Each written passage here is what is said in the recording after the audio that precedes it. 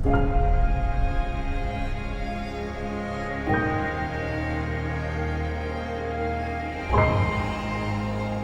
everybody, this is Hermann from SPL, and today I'd like to run you through the Vitalizer Mk3-T.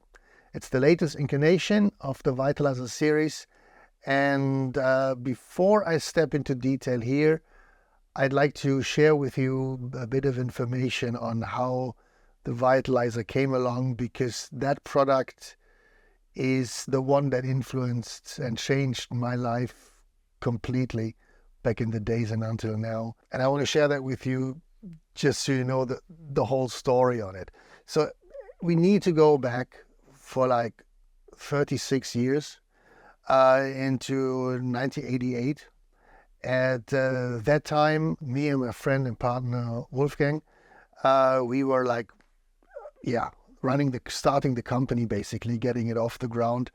And we announced a product which was called SX2, and it was an exciter type of product with a stereo expander. And we announced that in a publication here in Germany, in the Studio magazine, so that and we said we're going to present this on the Frankfurt Music Messe in 1988. And in January 88, we received a letter from a patent lawyer from AKG, and they were they said that they are responsible to protect the patent from AFAX, a company that sold the exciter technology since the early 70s, and they applied for patents all around the world on it, and it took them 11 years to get a patent in Germany, which they got granted in 87. And we could have known if we went down to Munich to take a look. Here you can see it on the board. Nobody does that. So effectively, you get a letter from a lawyer who said, we're infringing that patent. Well, we didn't, because we didn't even look into one of these boxes. At the time, we just had no money to buy all of that gear. But we knew that if we would not answer to this, respectively, withdraw the plans on the product we intended to put out, which wasn't an exciter copy, it was a filter system, by the way. But that was we said we need to do something totally different. So we started to talk about the whole exciter type of thing, and I said to Wolf, well, what I never really liked about the exciter is that it enhances the top end, but the bass end is thereby getting, the mix balance is getting out of balance, so to speak. And why don't we come up with a filter system that does work on all areas of the audio and treats audio as an entity, as a whole? And Wolf said, nice thoughts, but how do you do that? I said, I don't know, you're the boffin, not me, so I don't know, let's just... Well, you can build anything. You build filters, state variable filters, all type of different shelving, bell, whatever, I don't know, all of the characteristics, all that. You can build compressors, you can build limiters, everything. So let's just put it on the board, let's just see what happens and play it and listen to music. So we did. So we spent the day working the regular stuff, and in the evenings we sat down and we listened to music, and then we played with that weird rainforest of electronics. I didn't know what to make out of it, but Wolf is the boffin, as I said, and he knew it. So I really remember that, because it was so decisive for both our lives. It was February 18 in 1988, 2 o'clock in the morning. And we were listening to a recording or a CD by Jennifer Warnes. And some of maybe the older guys remember, it was first we take Manhattan, then we take Berlin. I think that was the hit single at the time. And the second song in that CD started out with huge orchestra toms. And we had a playback system that was the worst you can think it would be, almost intentionally, because Wolf said, hey, when we want to figure out what filters do, we need to have a really, really proper playback system in our little shed. And they say, well, we don't have the money to do that. So, and I said, what if we're going to take the worst possible thing, just like chassis, and we mount them with wires to the corners of the room? That's so bad that if anything good will happen, you're going to notice it on any speaker, real speaker, whatever price class. And Wolf said, okay, that's a fair assumption, so let's try that. So we bought these speakers for like 14, 15 marks at the time, so really cheap. 3 wires on it to the corner, in the corner of the room, and those toms were sounding like dun, dun, dun, dun, dun. Horrible. And in this rainforest of electronics, Wolf started to feed filters into each other, really making weird shit. At one point he said, I don't know what I'm doing, but I'm just, what the heck? So, and he was trying to, I don't know what he was trying, but anyway, I was just listening and see if there was anything different happening. We were doing this for 2 weeks. Nothing really special happened.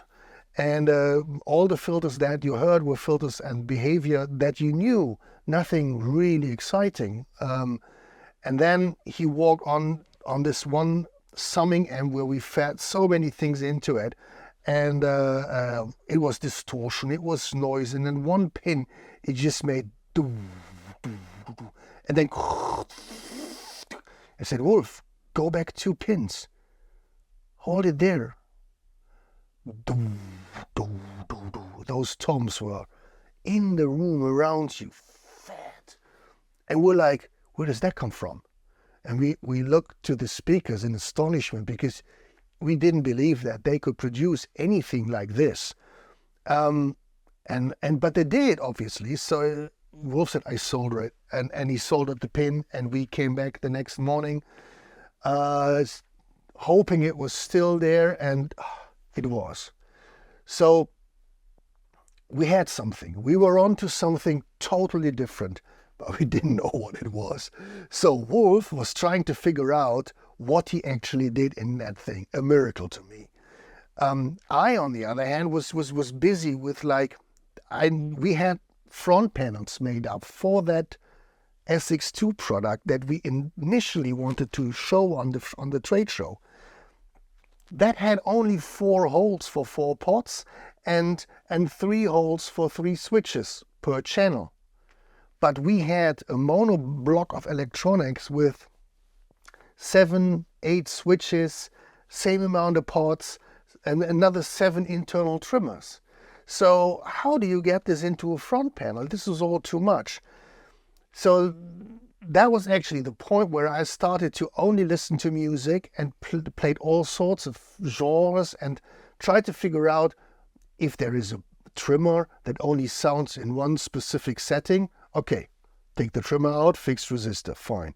Same with the pots. If they only sound good in one position, make it a fixed value, done. Some of them suddenly turned out to, if they go like this, that would be cool.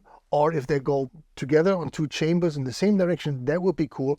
So we worked our way through this and matched what we had with the holes on the front panel of that other product. And at the end, we had the SX2 psychoacoustic processor. Yeah, psychoacoustic, because everything that happened in there was so weird and it behaved in a way that we couldn't explain. It was psychoacoustic magic to us in a way. And not just to us. Everybody who heard it, and he got his head around it, they fell in love with it and said, what is this thing doing?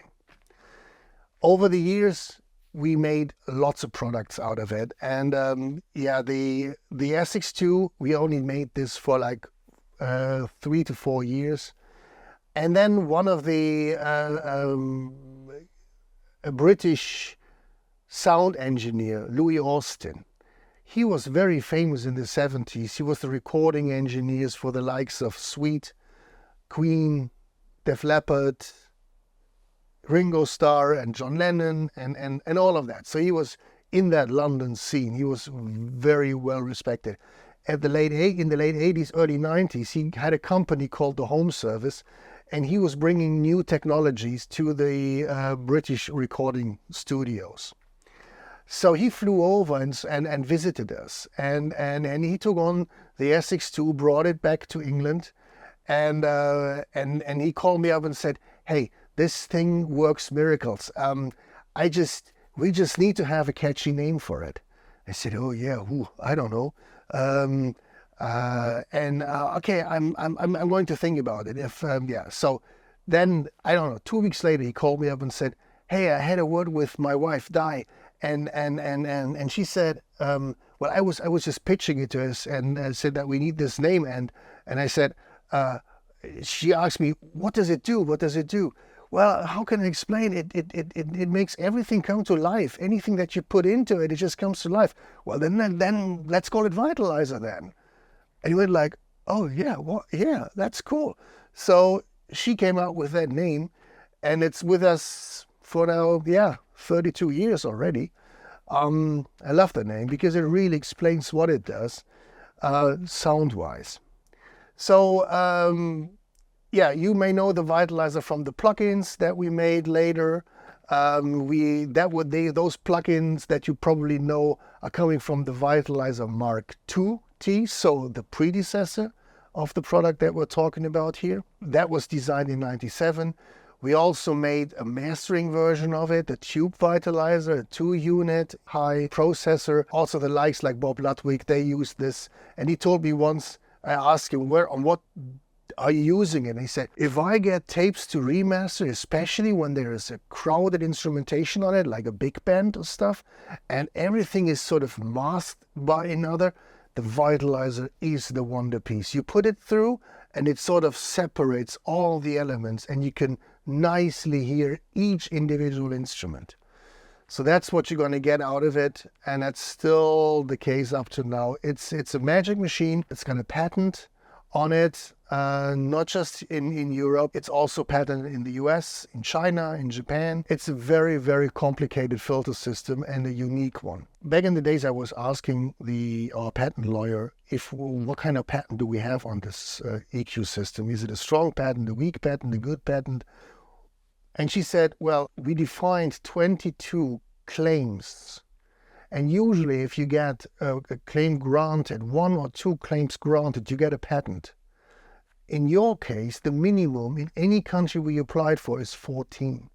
So you can think of you're alone on a white page. That's how special and strong the patent on that filter system is. Yeah. And it is truly complicated and unique, but it only has a few knobs to control the whole thing.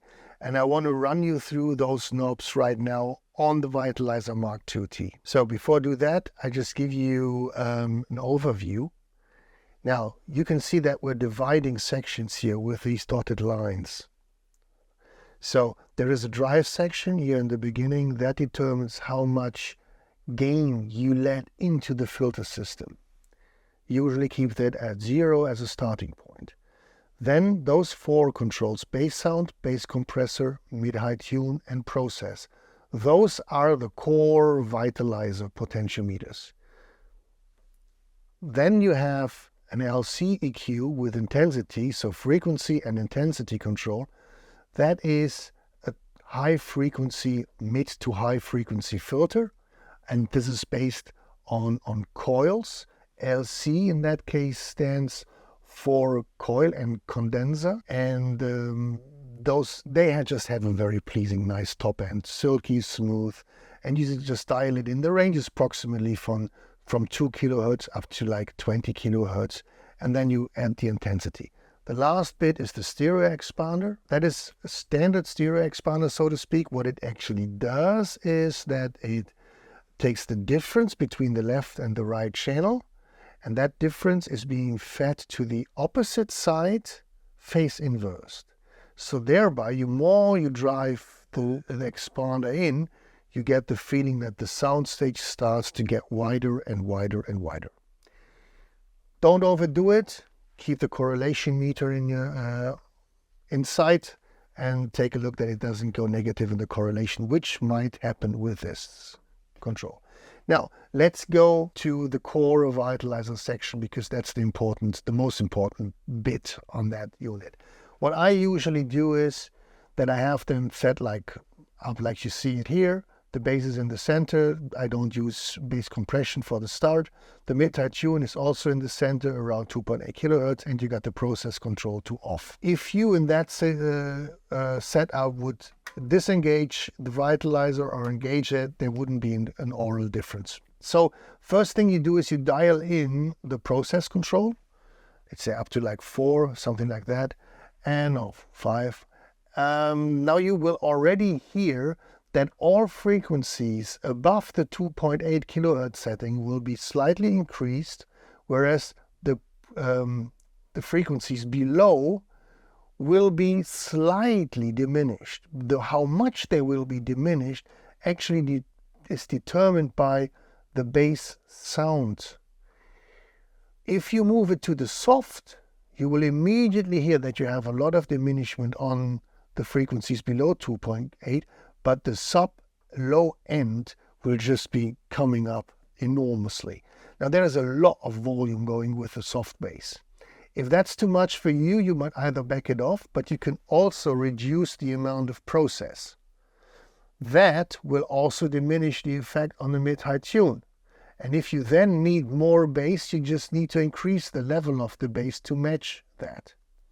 On the other hand, if you use the tight bass, here in the first, between 12 o'clock and 2 o'clock, with such a low process setting, you will sort of hear that there is lesser bass. Now, if you want to hear it, you either dial it up more or you increase the process.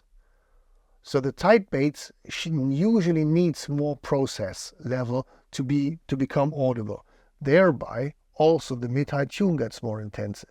So what you might want to do then is you move this to higher frequencies so you don't boost the mid-range too much. But that depends on the program material that you're processing. In classical music, for example, if you ever come across that you use such things on that, you might find it really helpful to go down to the mids and just turn the mid-high tune down. The bass compression is something that I only use when I'm really getting in trouble with the AD converter, just to block off the peaks, and the gain reduction will indicate the peak level that it's going to be compressing. I also know from users that are using this extensively, and they keep the gain reduction LED on. They just love the way it squashes it. But that's all down to taste. The drive control in the beginning, as I said, is determining how much sound level is going into the filter systems. So you might want to play with increased drive with reduced process, and the other way around. Reduce the drive and add more process. That gives you all different textures. The LCEQ, I usually run it low in frequency and add a bit of it, so that there is a wide range of frequencies. Everything above in that setting, maybe above 3K, is getting a little bit of enhancement. I also use it in a way that you go to the top of it, like 12, 14, 16K, and then you drive up the intensity a bit higher, so that you only get the top airy sound enhanced with this filter. Yeah, and the stereo expander, that's down to taste and to what you send into the box. The bypass button here is a relay bypass, and it says up here, tubes warm up when flashing. So when you start it up and it was cold before you engage it, that LED might flash, and it flashes until the warm up of the tubes is done, and then it engages the relays. As long as it flashes, it's in bypass, right? But when it's over, it's constantly on. You will hear the relays click, and then you pass audio through. All right, so that's the quick run through with a lot of history on the Mk3-T, and I hope you enjoyed it. Have a good time, and bye-bye.